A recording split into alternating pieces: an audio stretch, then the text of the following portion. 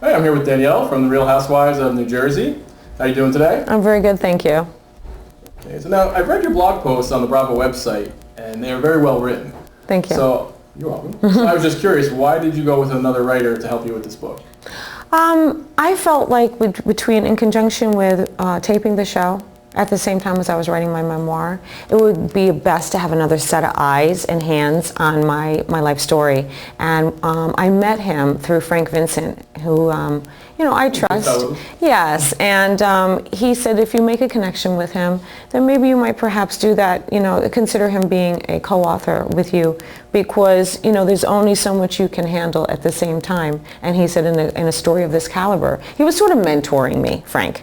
And Stephen and I made an instant connection. I think I interviewed one other person for the proposal, and after the proposal I made a solid decision that he would indeed be my co-author and have his hands on it, and he really fell in love with my journey. So that was why.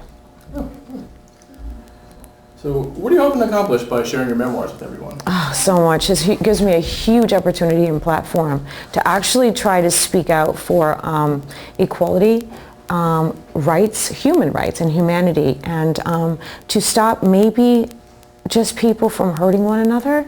And if I could take it to another level eventually, I would like to even go political with it and maybe drop a bill. And I've started really an idea going on. I've been interviewed today, and someone suggested that even from last night when I was sitting with some politicians at Hannity, the Hannity show.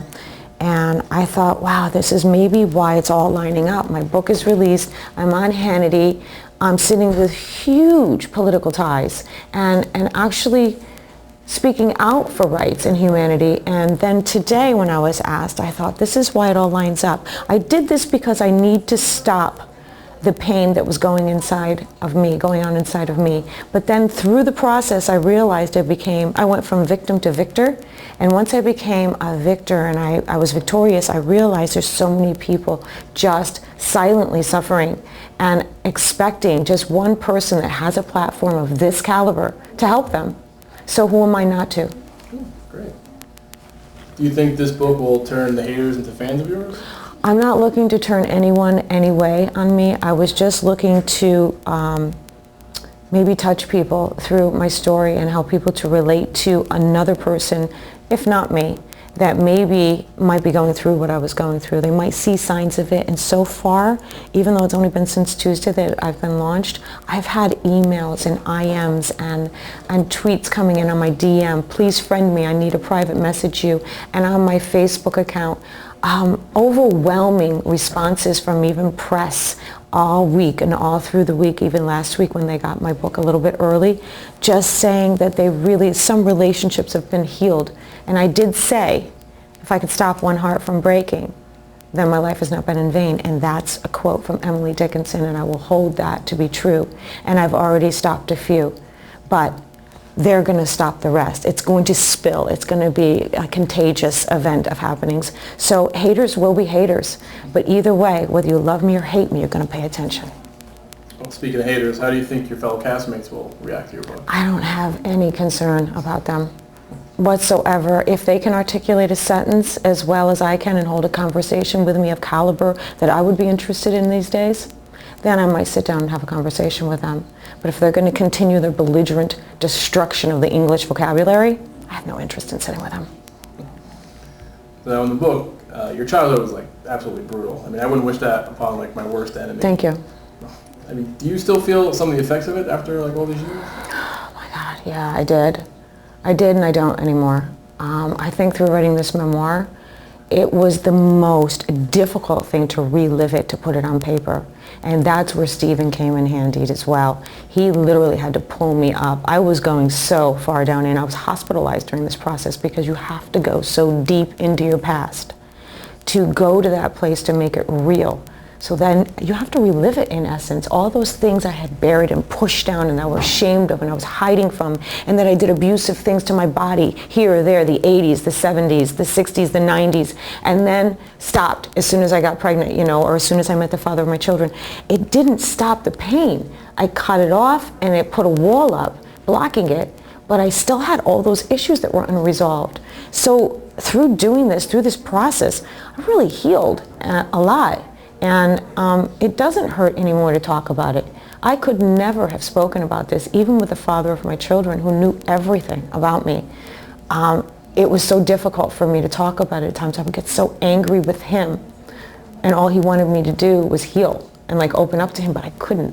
When you're that damaged and that pushed down, it almost took what happened to me on the show to be broken, like completely broken by women, not just people, women, mothers in front of my children, to break my spirit so completely that once I got that low, I realized, okay, here's the reason. This has got to be for a reason. And that's when I began my flight. And Stephen came into my life, Frank. I mean, all these beautiful people started to gather around me and help build me up. And so I stand here today, a full person, as a result of all my experiences. So I embrace my childhood because it took me going through that to get to where I am today. And I got to survive all of my abuse. Nicole Brown, to mention a few, and Dorothy Stratton did not. I'll sit between them, and they're here. And I'm speaking for all of them. And I know they're allowing me to because they speak through me. And those are just two names of women that lost their life. There are women, men, children that don't get to sit here and have a platform. For all of those who are still surviving it, I'm going to give them some place to go. I'm going to work until it has been achieved. If I have to go to the top of the ranks, I'll do so. Because this is it's happened to me for a reason, and I think that's the reason why. Now, in the book, you mentioned that while you spent your time in prison, there was an inmate known as Sister Sue, Yeah. that she really had your back and she protected you. And do you think you would have been able to survive without her? No. No, I think Sister Sue truly was. She was my angelic being in there, for a lack of a better way of putting it. I know it sounds like a very dark thing to say about an angel, but she wasn't. She put that Bible down, and she made me realize that there wasn't just words in between those pages. You read that, but you don't read it, you pray it, you feel it, and you're going to be okay then. Because I had no idea what else I was going to do in there. I mean, that was scary to me. Really scary. Not because I'm who I am, but in spite of that, it's just like, wow. That was a lot of, why is this happening to me's going on? There were no aha moments at that point. It was a lot of, what is this now? Now what? You know? And it would be very easy to just give up and go, you know what, I'm done. But she didn't let me do that, so I always hold her as an angelic being for helping me through that. Because she was one of those people along my journey that saw in me that I was supposed to do something greater. So I thank her. Now, Eddie Murphy's brother, Charlie, said Prince was a hell of a basketball player. And now you said in your book that he was like one of the best kissers. So besides him being a tremendous entertainer, are there any other hidden talents of Prince that you can disclose with us? Just really, I would say one of the most genuine spirits that I ever had the honor of meeting and spending some time with.